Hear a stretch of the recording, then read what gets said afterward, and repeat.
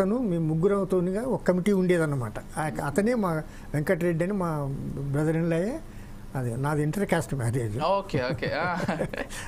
నేను ఫారెస్ట్లో ఉన్నప్పుడే మా మిస్సెస్ నాకు పరిచయం అయింది. తర్వాత ఎలా ఉండేది ఫారెస్ట్ లో దినచర్య ఎలా ఉండేది? మీరు అప్పటి వరకు సమాజంలో ఉండి వెళ్ళినటువంటి వ్యక్తులు, ఇక్కడ దినచర్యలు లేకపోతే ఇక్కడ ఉన్నటువంటి సమాజం వేరే విధంగా ఉంటుంది. అడవుల్లోకి వెళ్ళి జీవించాలంటే పరిస్థితులు పూర్తిగా ప్రతికూలంగా ఉండేటువంటి పరిస్థితులు ఉంటాయి. ఎలా ఉండేది అసలు మీరు మొదటిసారిగా వెళ్ళినప్పుడు? అరే అనిపించిందా అంటే ఎందుకు వచ్చాము అసలు, ఇదంతా మనకు అవసరమా అనేటువంటిది అనిపించింది ఏ రోజైనా? సరే, మొట్టమొదటి 2 సంవత్సరాలు 2.5 సంవత్సరాల పాటు పోవటం రావటం అంటే సెమీ లీగల్ అంటాం అప్పుడు దాన్ని. ఓకే.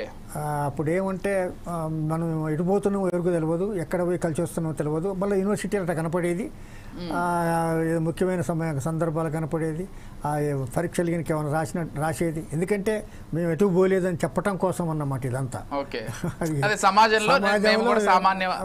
చెప్పటం కోసం.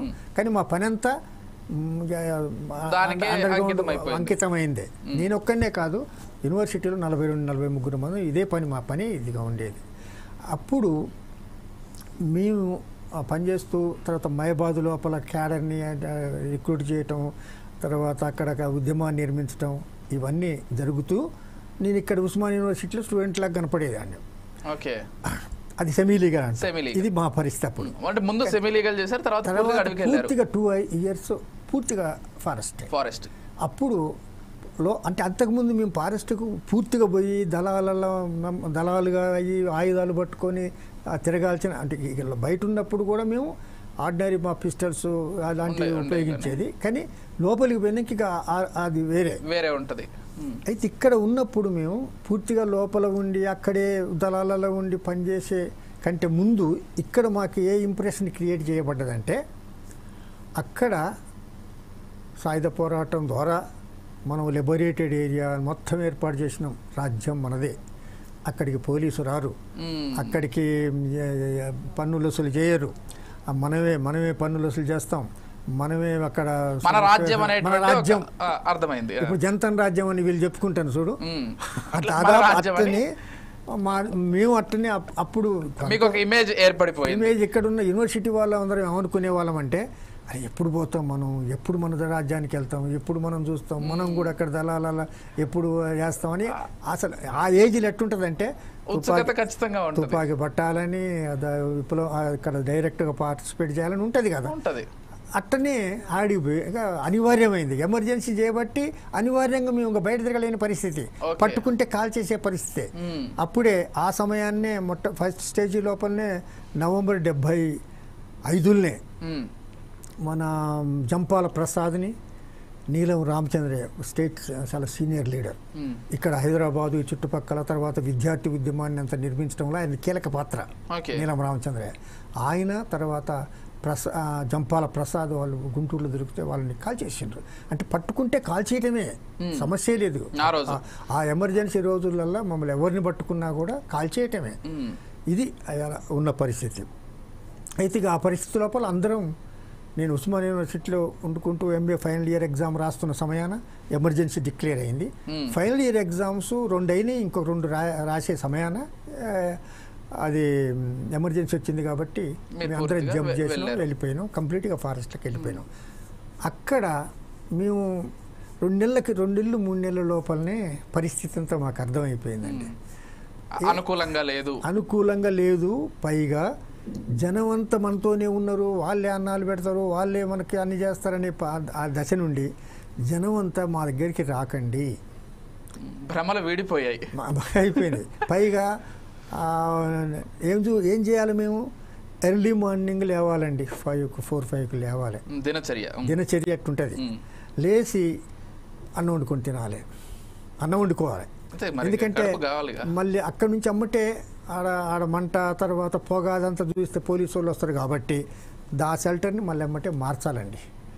మధ్యాహ్నం వరకు ఇంకో షెల్టర్ కిలోమీటర్ల మేర దూరం పోవాలి. ఎక్కడ వాటర్ ఉంటుందో అక్కడ ఆ ఫారెస్ట్లో ఉండి ఆదివాసులకి తెలుసుంటుంది ఏది ఎక్కడ సెలయేర్లు ఉంటాయి ఎక్కడ అవును. నీళ్ళు ఉంటాయి వాళ్ళ జీవన విధానమే అక్కడ విధానం అది కాబట్టి వాళ్ళు ఒకళ్ళు ఇద్దరు మాతో ఉండేవాళ్ళు ఈ టీం ఈ దళాలల్లో వాళ్ళు మాకు సహకారంగా ఉండేది వాళ్ళ దళాల్లో భాగంగా ఉండేది అందరం పోయేది ఆ నీళ్ళని బేస్ చేసుకొని ఉండేది మా పని అంతా ఏంటంటే మమ్మల్ని మీద రక్షించుకోవటం అంతే కదా.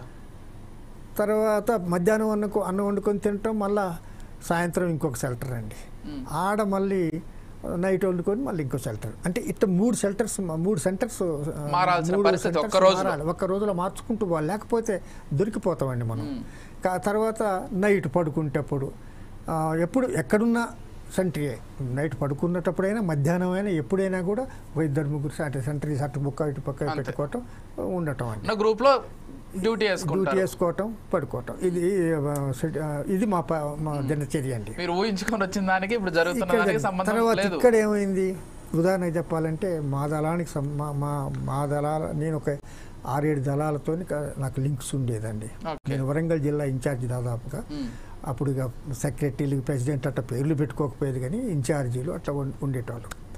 అయితే రామిరెడ్డి దళం అనేది మాకు మొత్తం ఒక పెద్ద అదైంది ఏంటంటే ఒక షాక్ అయింది ఏంటంటే అండి ఆ దళాన్ని అన్నం తినడానికి సహజంగానే అప్పుడప్పుడు పిలుస్తుంటారు మాకు సానుభూతిపరులుగా సభ్యులు వాళ్ళు ఆ విధంగానే పిలిచిండ్రు అనుకున్నారు.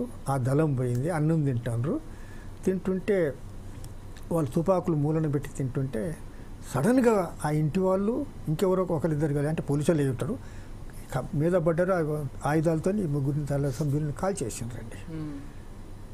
అది మాకు పెద్ద షాక్ అయింది. ఏంటి మనం ఇంత ఎవరి కోసం చేస్తున్నాం ఇదంతా వాళ్ళు కాల్ చేయటం ఏంటి అంటే అంతకుముందు ఒక 4-5 రోజుల క్రితం అక్కడ పక్కన ఒక నాయకుడి మర్డర్ అయింది.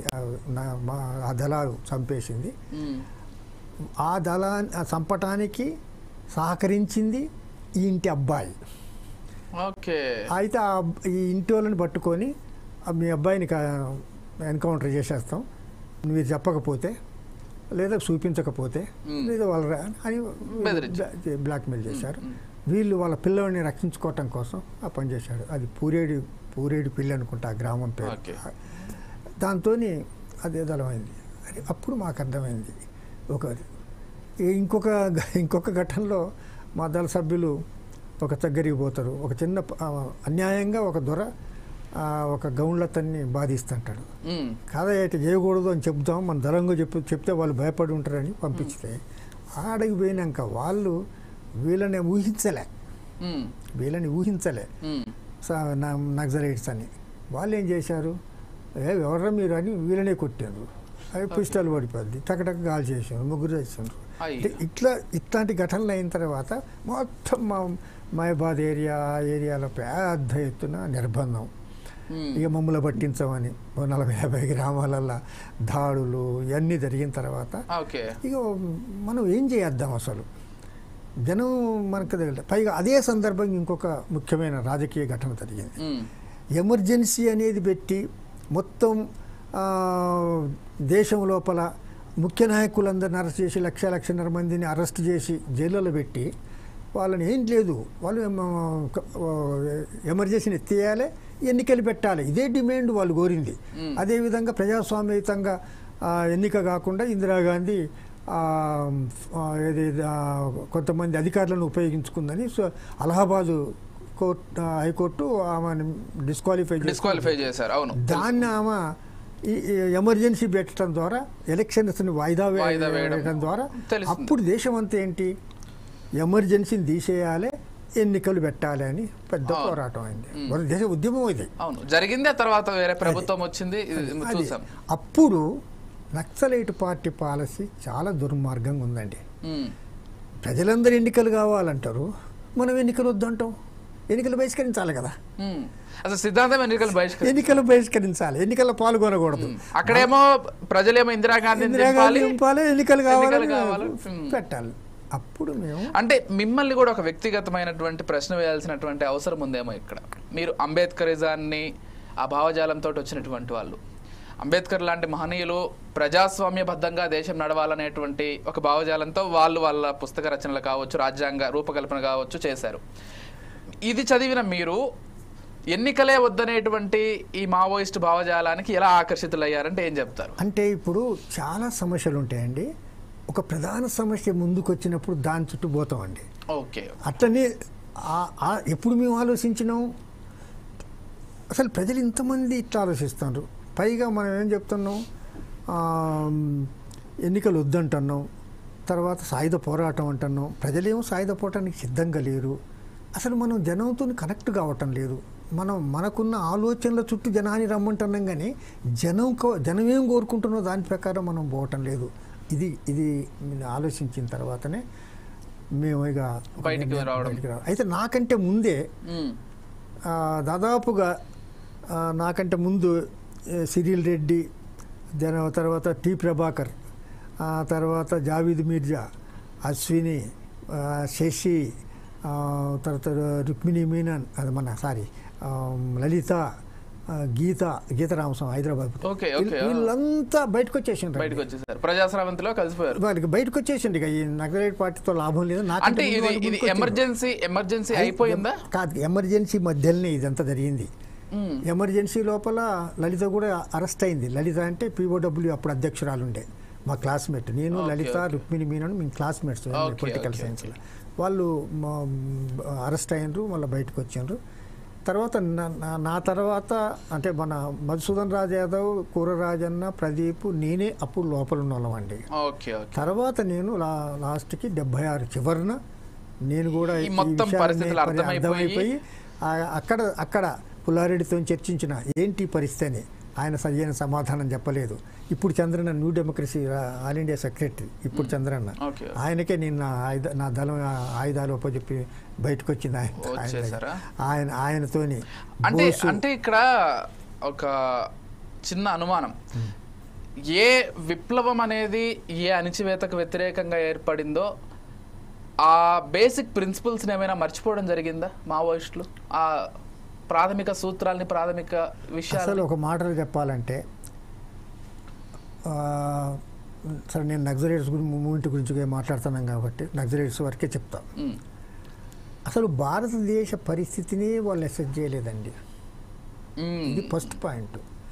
భారతదేశంలో ఉన్న ఆర్థిక పరిస్థితులు ఏంటి, రాజకీయ పరిస్థితులు ఏంటి, సామాజిక పరిస్థితులు ఏంటి, సాంస్కృతిక పరిస్థితులు ఏంటి, ఇలా జనం స్టేజ్ ఏంటి, ఇవాళ ఏ రకమైన మనం ఆయా నిర్దిష్ట పరిస్థితులకు అనుకూలంగా మనం నిర్దిష్ట ఎత్తుగడలు అనుసరించాలి, ఈ విషయాలు చర్చించబడలేదండి. ఆవేశంతో నాకు కోపం వచ్చింది కాబట్టి వాడు ఎదుటోడు పోవాలంటే నేను ఇట్ట దళం ఏర్పాటు చేయాలని ఒక మాటలు చెప్పాలంటే, ఉదాహరణకి ఎప్పుడు పడితే అప్పుడే ఎవరు పడితే వాళ్ళే సాయుధ పోరాటం చేస్తారండి. అర్థమేముంది? నేను అదే సందర్భంగా నేను ఒక ప్రశ్న కూడా వేసిన మా వాళ్ళని. ఇప్పుడు మార్క్స్ ఎందుకు సాయుధ పోరాటం చేయలేదు? మార్క్స్ విప్లవకారుడు కాదా? ఎందుకంటే మార్క్స్, ఎంగెల్స్, ఇంకెవరు 2-3 ఎంబటేసుకుని ఒక దళం వేసుకుని జర్మనీ ప్రభుత్వం మీద ఎందుకు పోరాటం చేయలే? ఆయన తెలివి తక్కువడా? అంటే అయ్యాలున్న పరిస్థితి లోపల ఇప్పుడు క్యూబా విప్లవం అప్పుడు ఆ రోజు పరిస్థితులు వేరే, ఆ రోజు సాయుధ పోరాటం చేయాల్సినటువంటి పరిస్థితులు ఖచ్చితంగా వచ్చాయి. కాలానుగుణంగా, పరిస్థితులకు అనుగుణంగా మనల్ని మనం మార్చుకోకుండా